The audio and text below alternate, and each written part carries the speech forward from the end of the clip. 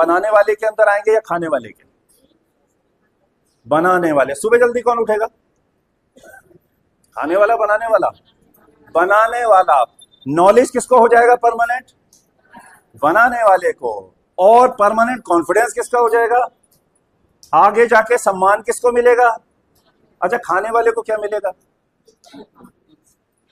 बना करके बांटा जा सकता है या खा करके बांटा जा सकता है? ऐसे हाथ किसका रहेगा और ऐसे?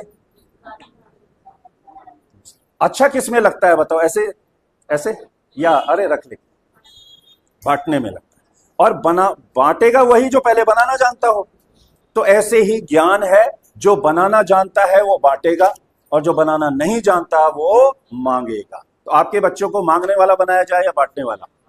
किस किस को लग रहा है इस प्रोसेस ने बच्चों को बांटने वाला बनाया है? बच्चे सिखाना चाहते हैं। यहां पर दो चीजें हुई है, एक है सीखना और एक है सिखाना। एक स्कूल ऐसे हैं बहुत सारे जहां सिर्फ सीखता है सीखता है सीखता है। अब मैं दोनों में कंपेयर करवाना चाह रहा हूं आपसे। आप डिसीजन मेकर हैं। आज यहां पर पूरा रिजल्ट आउट हो रहा है, तो आप लोग इस स्कूल के लिए दो बातें कर सकते हैं। एक तो ये, अगर ये मेथड पसंद आया है तो आप अपने आसपास में दूसरों को बता सकते हैं, ठीक है। और आप चाहेंगे कि हमारे जो मिलने वाले लोग हैं उन्हें भी ये चील वाली ट्रेनिंग मिलनी चाहिए, ठीक। और अगर आप इससे नाखुश हैं, हमारे बच्चे को उड़ना सिखा रहे हैं, इससे तो पिंजरा ही ठीक था। हमारे बच्चे को इंडिपेंडेंट बना रहे हैं, टीचर्स के ऊपर ही डिपेंड ठीक था, ठीक। दोनों तरह से सोच सकते हैं ना। तो मैं आपको कंपेयर करना बता रहा हूं। तो जो भी बच्चा मेकर बन गया वो इंडिपेंडेंट बनेगा, उसके अंदर कॉन्फिडेंस आएगा, वो चैप्टर खुद बना सकता है। अभी किसी का बच्चा 6 में है तो लग रहा है कि मेरा बच्चा अगली क्लास का जो सिलेबस है वो जल्दी पूरा कर लेगा या देर में? क्या लग रहा है आपको और क्यों? जल्दी पूरा करेगा पहले से या देर में? जल्दी पूरा करेगा, क्योंकि उसके अंदर ये स्किल्स डेवलप हो गए हैं, ठीक।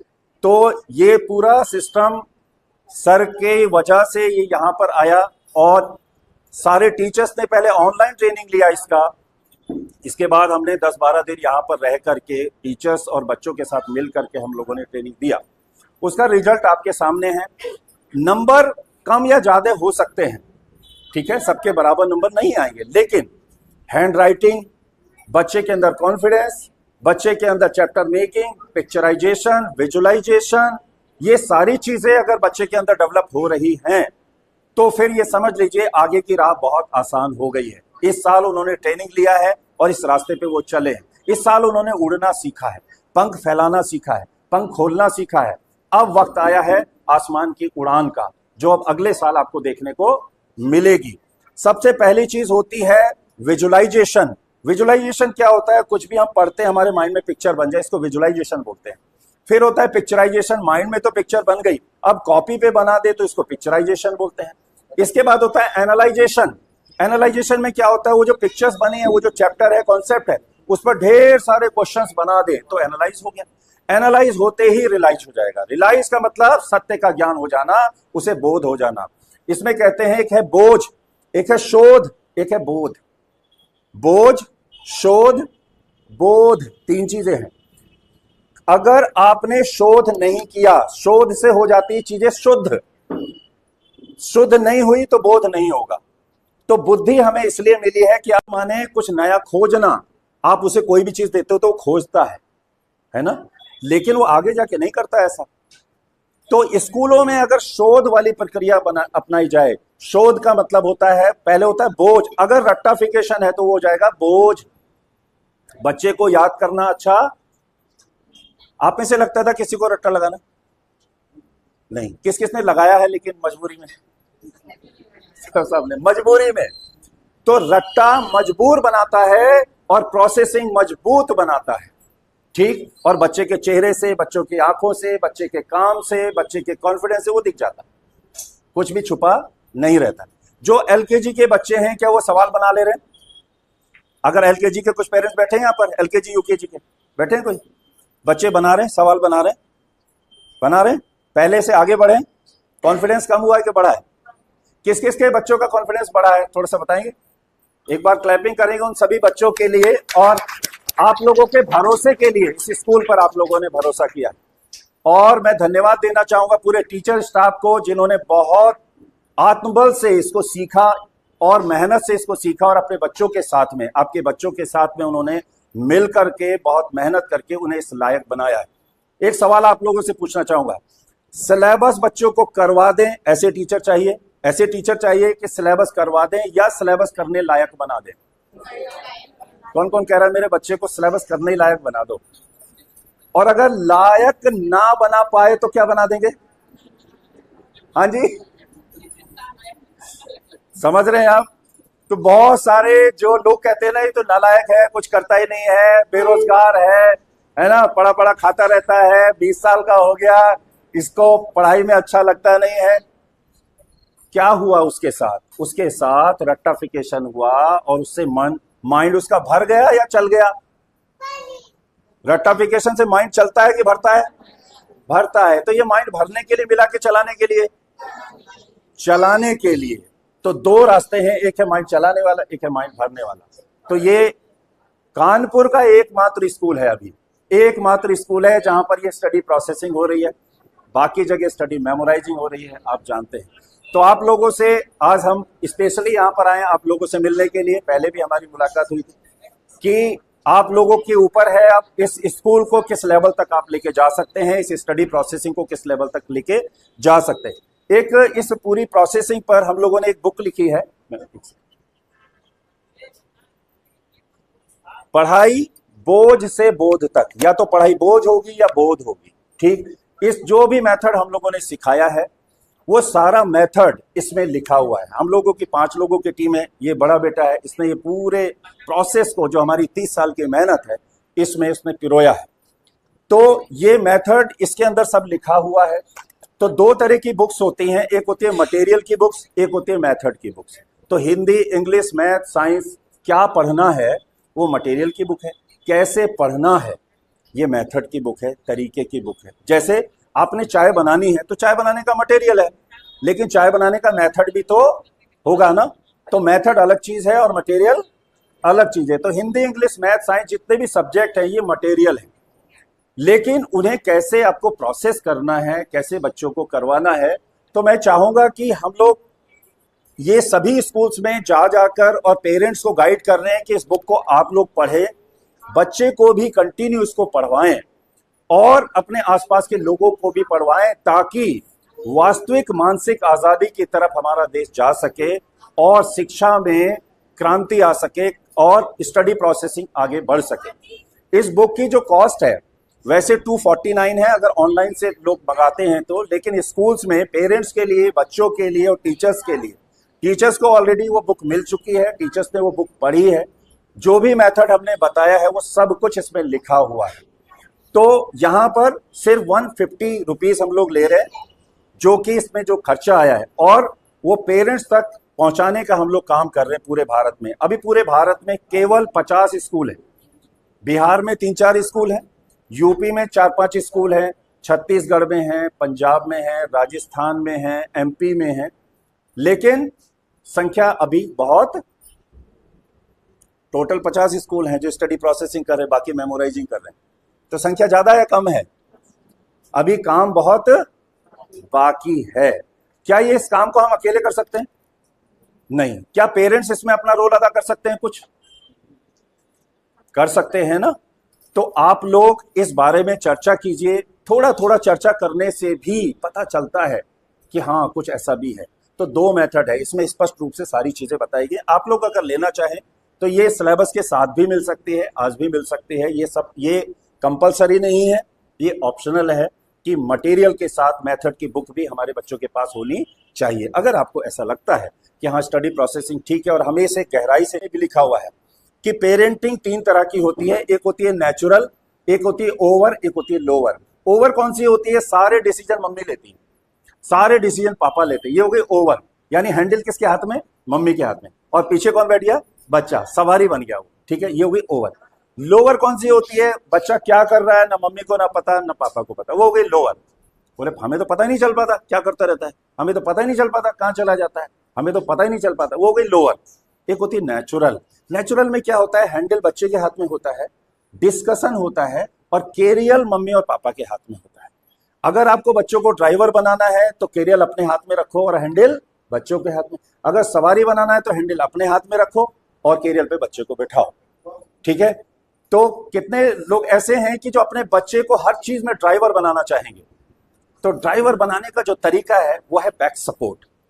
ठीक है। और यूजर बनाने का तरीका है फ्रंट सपोर्ट। आप लोग मार्केट में लेके जाओ बच्चों को, कभी भी जाओ, तो उन्हें 20 रुपए दो और उनसे आप 5 कदम पीछे हट जाओ और सब्जी वाले के पास भेजो कि बेटा जाके जरा टमाटर का पता करके आ कितने रुपए का है।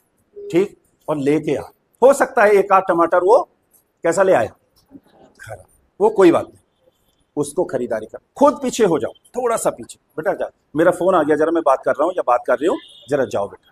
देखो जरा आपका बच्चा सही काम के लिए हिचकिचाता है या नहीं। आप 5-7 बार ऐसा कर दो, उसका माइंड चलने लग जाएगा।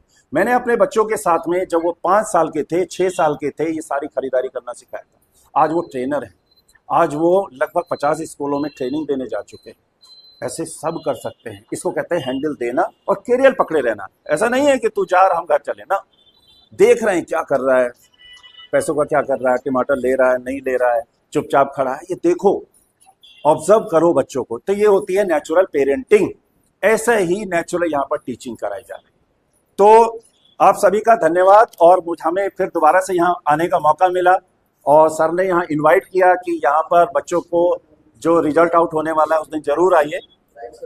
तो हम आपके बीच में हैं। आपके बच्चों ने बहुत अच्छा काम किया है, सभी बच्चों ने बहुत अच्छा प्रोग्रेस किया है, ये बहुत बड़ी बात है और वो सब आप जानते भी हैं। तो सभी के लिए यहाँ पर कुछ ना कुछ सर ने बताया कि यहाँ पर छोटा छोटा प्राइज दिया जा रहा है। वो प्राइज कोई बहुमूल्य नहीं है, बहुमूल्य है उनके अंदर जो चीज डेवलप हुई है वो परमानेंट है। ये तो प्रतीक मात्र है, ये नंबर भी प्रतीक मात्र है। आपको भी नंबर मिले थे, मुझे भी नंबर मिले, वो प्रतीक है। लेकिन मेरे अंदर जो कॉन्फिडेंस डेवलप हुआ, मेरे अंदर जो नॉलेज आया, मेरे अंदर जो ज्ञान आया, आपके अंदर जो ज्ञान आया, आपके अंदर जो कॉन्फिडेंस आया, वो परमानेंट है, वही जीवन का आधार है। तो एक बार फिर से आप सभी का धन्यवाद इस कानपुर में इस प्रोसेस को लागू करवाने के लिए। Thank you. नहीं, बात खत्म।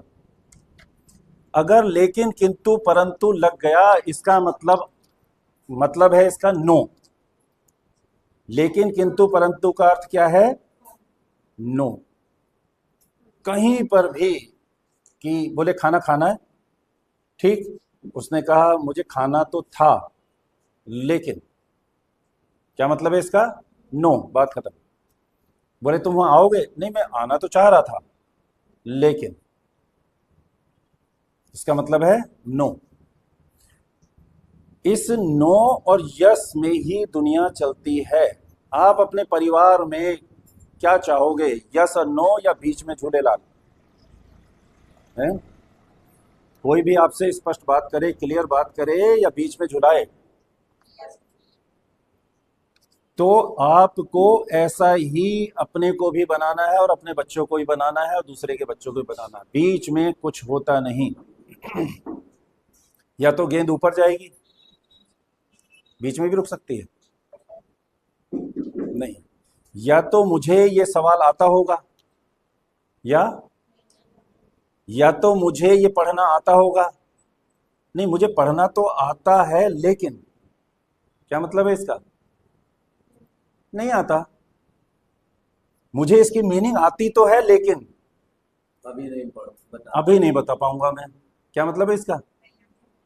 नहीं आती। समझ रहे हैं आप? नहीं और हाँ। जो भी व्यक्ति यस और नो में बात सुनना और करना ना पसंद करे, इसका मतलब बीच में एक और वर्ड है, उसे बोलते हैं कंफ्यूजन। क्या बोलते हैं उसको? कंफ्यूजन। और कंफ्यूजन से बड़ी बीमारी इस दुनिया में न थी, ना है, ना हो सकती। ये इतनी बड़ी बीमारी है कि इसका इलाज भारत सरकार के पास नहीं है। बड़े बड़े वैद्य, बड़े बड़े डॉक्टर के पास कंफ्यूजन का कोई इलाज नहीं है। और इसका इलाज है केवल यस और नो, बीच का कोई रास्ता नहीं। अब तो आपको बात करनी है यस और नो में। बोलना किस किस को आता है?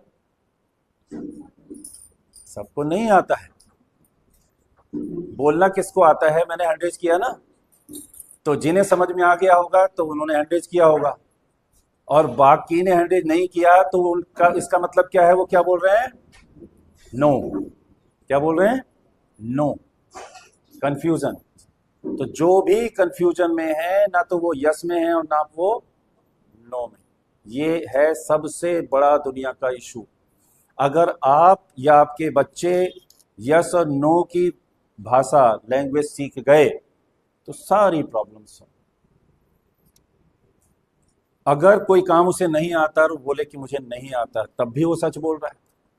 और अगर वो कह रहा है मुझे आता है तो बोले सुनाओ, बताओ, दिखाओ, और वो दिखा दे, तब भी सच बोल रहा है। इस कंफ्यूजन को बोलते हैं झूठ। और झूठ के पांव नहीं होते, झूठ का आधार नहीं। हर वो बात जिसका आधार नहीं है वो झूठ है। ठीक। एक फार्मूला है सोच वर्सेज सच। सोच में से ओ की मात्रा हटा दें तो क्या बचेगा,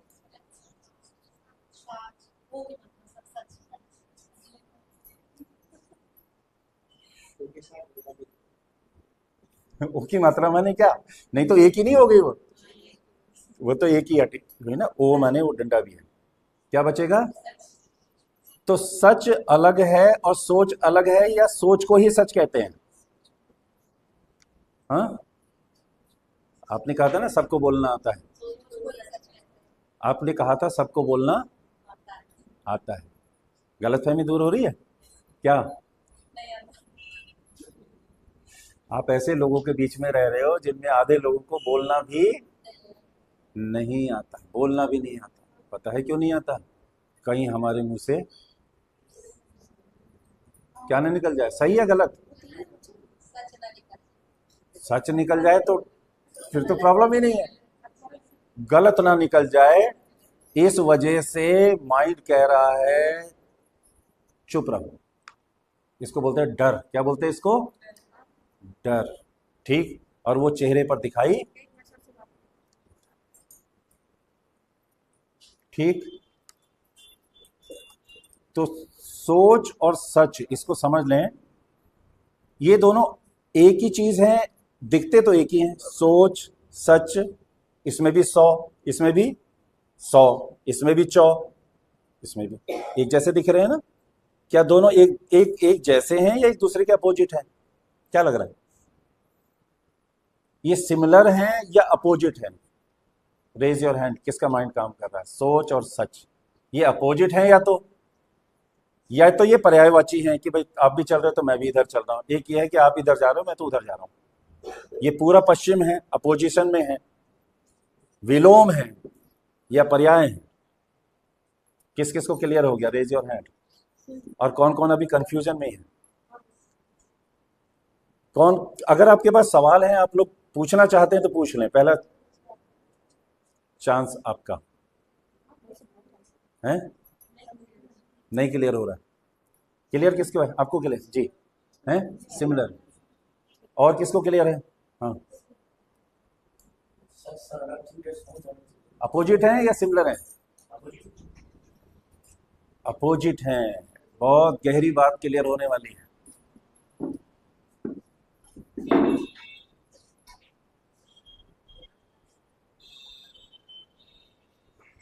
क्या हो गया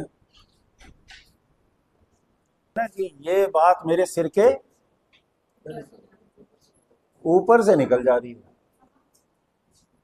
तो सिर के ऊपर से निकल जाने का मतलब है मेरे एंटीना से ऊपर से निकल गई, मेरा एंटीना रह गया छोटा और बात थी लेवल से ऊपर, फ्रीक्वेंसी ऊपर से निकल गई। पहले एंटीना चलते थे ना तो हम कहते थे थोड़ा एंटीना बड़ा करो भाई, एंटीना घुमाओ भाई, अभी भी नहीं आ रहा, अभी भी नहीं आ रहा। पहले आपको 2G था तो नीचे अब नहीं आती थी आवाज, रुक जाओ छत पे जा रहे हैं जरा हम। तो क्या हुआ कि इसका एंटीना तो बड़ा नहीं हुआ है, इसको बोलते हैं कॉन्सियसनेस, और सब जगह चल रही है फ्रीक्वेंसी। तो हमारे एंटीना से निचली बातें जो होती हैं आम जनता वाली, बच्चों वाली, वो तो हमको जल्दी से पकड़ में आ जाती है। और जहां हमारे एंटीना से थोड़ी सी ऊपर की फ्रीक्वेंसी की बात हुई वो हमारी पकड़ में नहीं आती, फिर हम बड़बड़ाते हैं, पकड़ तो पाते नहीं, या तो हम पकड़ पाते हैं या बड़बड़ाते हैं? वही बच्चों वाली बातें, बच्चों वाली बातें, बच्चों वाली बातें माने छोटा एंटीना, बड़ों वाली बातें माने बड़ा एंटीना। इस दुनिया में हम और कुछ नहीं करने आए हैं। बताओ क्या करने आए हैं? किसी को पकड़ में आ गई बात तो एक ही काम करने आए हैं इस दुनिया में, बताओ क्या?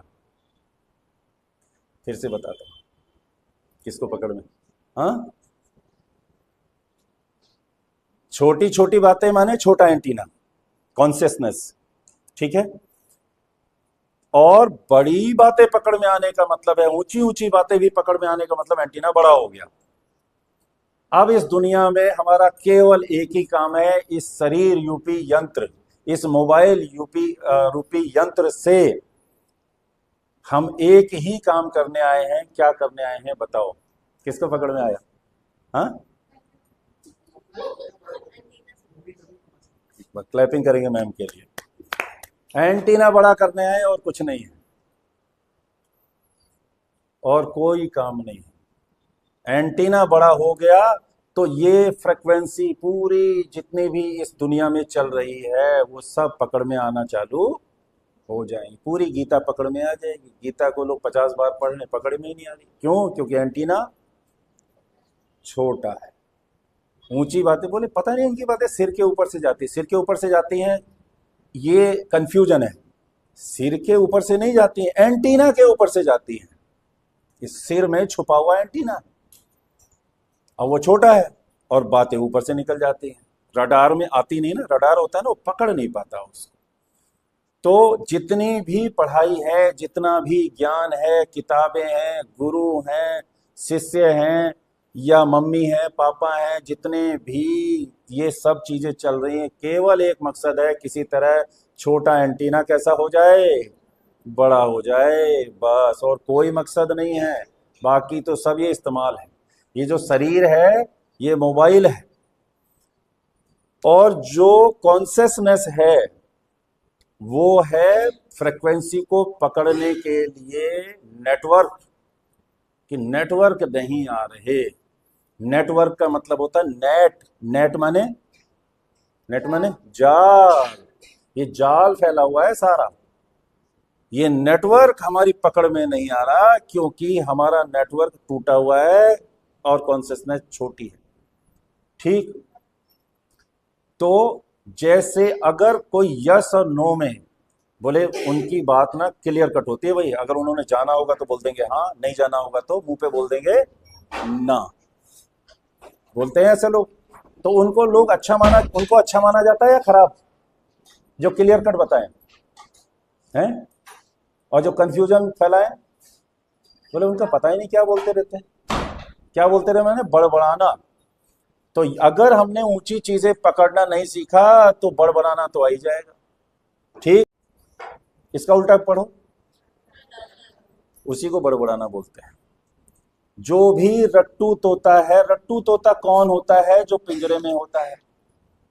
उसको रटा दो राम राम राम राम राम राम राम राम, 15 दिन बाद क्या बोलेगा वो? राम राम राम। उसको बताओ शाम शाम शाम शाम शाम शाम, क्या बोलेगा? उसको बोलो मीरा मीरा मीरा मीरा, क्या बोलेगा वो? रट्टू तोता बड़बड़ाता रहेगा, बड़बड़ाता रहेगा, एक ही बात को बड़बड़ाता रहेगा। क्यों? क्योंकि उसको ऊंची चीजें पकड़ में नहीं आ रही। तो दो ही चीजें हैं, या तो पकड़ना सीख लो या बड़बड़ाना सीख लो। तो ये जो टर है, टर में बात क्लियर होती है कि नहीं होती? बात क्लियर टर में पहले होती है मन मन में। मन मन में कैसे होती है? बोले क्या बात? कुछ नहीं।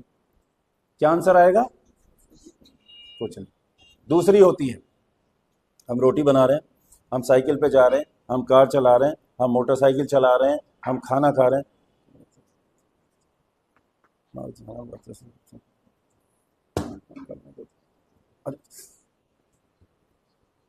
मोटरसाइकिल जाना तो, अरे भाई देख के चलो। हाँ सॉरी, क्या बात हो गई?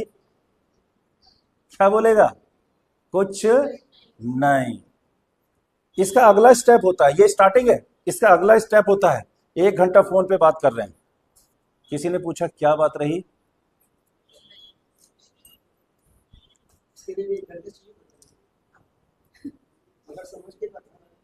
1 घंटा बात कर, वो बता ही नहीं सकता मैंने बात की क्या, क्योंकि वास्तव में कोई बात थी ही नहीं, उसने तो टटर करना था।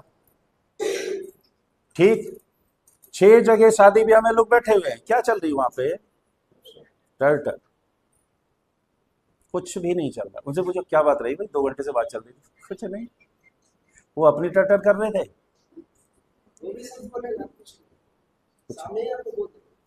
ये टर्टर है, ये क्या है, फ्रीक्वेंसी का लेवल कैसा रह गया, कैंटीना नन्नू रह गया, बच्चे ही रह गया। ठीक, बच्चे ही रह गए, हम बड़े हुए ही नहीं, ये जीवन भी बर्बाद। शरीर बड़ा हो गया लेकिन हार्डवेयर तो बड़ा हो गया, सॉफ्टवेयर छोटा ही रह गया। यह है हार्डवेयर, और जो अंदर बोल रहा है ना वो सॉफ्टवेयर है, लेकिन वो दिख, उसको बोलते हैं चेतना, और इसको बोलते हैं शरीर। ठीक, जो अंदर बोल रहा है, जो इन आंखों के पीछे से देख रहा है, जो इस बीच में समझ रहा है, वो है सॉफ्टवेयर। ये जो हार्डवेयर है, ये बताओ हार्डवेयर है या सॉफ्टवेयर? ये जो इन 2 आंखों से दिखता है वो हार्डवेयर, और इन तीसरी आंख से जो दिखता है वो सॉफ्टवेयर, उसको बोलते हैं तीसरी आंख। इन नजरों से जो दिखता है वो है हार्डवेयर, और जो नजरिए से दिखता है सॉफ्टवेयर। ये हार्डवेयर नश्वर है, तो सॉफ्टवेयर क्या है? पकड़ में आया कुछ? हार्डवेयर अगर नश्वर है तो सॉफ्टवेयर क्या है? अब बताओ, सॉफ्टवेयर होता है कि नहीं होता है? क्या दिखता है? हैं? दिखाई दे सकता है? नहीं, इसलिए ईश्वर भी दिखता लेकिन होता है, कण कण में होता है, कण कण में होता है। कण कण ईश्वर नहीं है, कण कण तो हार्डवेयर है, उसी को बोलते हैं तथ्य। ये है तथ्य, और दूसरा है सत्य। तथ्य इन 2 आंखों से दिखेगा, सत्य इस तीसरी आंख से दिखेगा। ये 2 आंखें हैं, तीसरी भी है, ये नजरें हैं, ये नजरिया है। जी, इसको साधन बोल सकते हैं, उसको साध्य बोलते हैं, वो साध्य है, साधने वाला, ये साधन है। इन साधनों का उपयोग करके इस साध्य को साधना होता है, यानी इसको ही हमें बड़ा बनाना होता है, इसकी परवरिश करनी होती है। इसमें बैठा है ईश्वर अंदर। अब दिक्कत कहां है? एक है कुंठा। कुंठा कहां होती है? लेकिन किंतु परंतु क्या है ये? अटक जाना, पहले अटकेंगी फिर भटकेंगी, अंदर ही अंदर। जी बोले।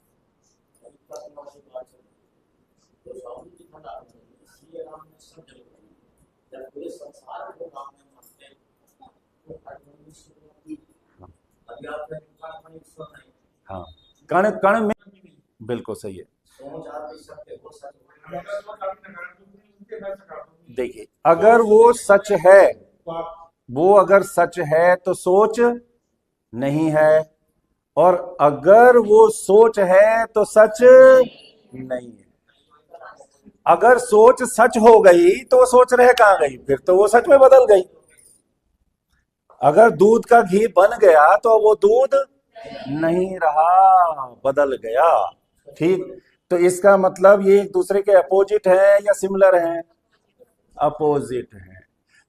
एक चीज इसमें से बदलती है, एक नहीं बदलती। सोच बदलती है या सच बदलता है? सोच बदल सकती है, सच बदल। सोच सबकी अलग अलग होती है या सच सबका अलग अलग होता है? सोच तो एक जो बदलती है उसे बोलते हैं जो रंग बदल दे। बोलिए, सुबह कुछ और बोलता है, शाम को कुछ और बोलता है, तो उसे सच बोलने वाला कहते हैं या झूठ। तो एक है सच और एक है झूठ, तो एक है सोच और एक है सच। तो जो जब तक वो हमारी सोच है, वो हमारी सोच है। बोले इनकी सोच अलग है, उनकी सोच अलग है, इनकी सोच अलग, मेरी सोच अलग। तो ये सारे सोचने वाले जिनकी सोच अलग अलग है तो इनके पास सच है या झूठ? हाँ जी, झूठ। बहुत तगड़ा झटका लगता है, एकदम दुनिया हमारी खिसक जाती है, एकदम से लड़खड़ा के गिर जाते हैं। भगवान, मतलब हम जो सोच रहे हैं वो झूठ है? बिल्कुल, जो हम सोच रहे हैं वो झूठ ही है जब तक वो सच में ना बदल जाए। और सोच सबकी अलग अलग हो सकती है। अब बताओ, झूठ सबका अलग अलग हो सकता है या सच सबका अलग अलग हो सकता है? हाँ, नहीं, अभी ये बताइए, झूठ अलग अलग हो सकता है या सच?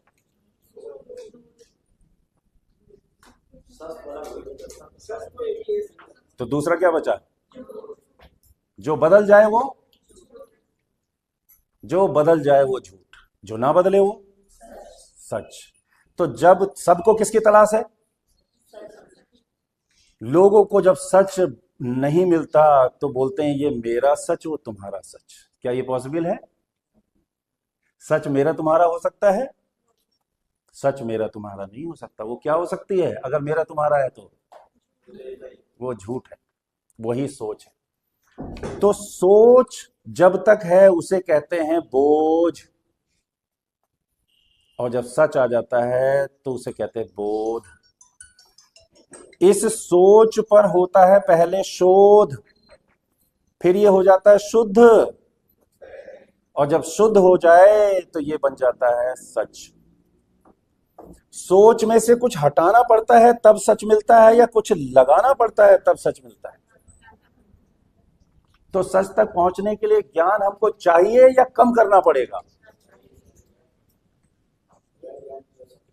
फिर से ध्यान से सुने, जो भी सोचना सबको आता है, तो सोच में से कुछ हटाना पड़ेगा तब सच मिलेगा, या सोच में कुछ जोड़ना पड़ेगा तब सच मिलेगा?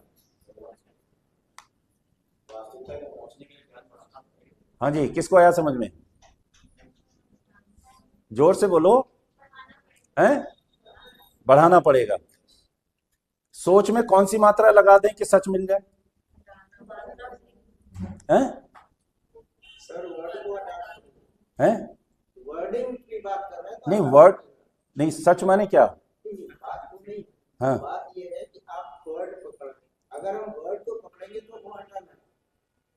लेकिन हाँ। सोच से सच तक जाने के लिए हमें चाहिए और अपने ज्ञान को बढ़ाना, तो बढ़ाना चाहिए।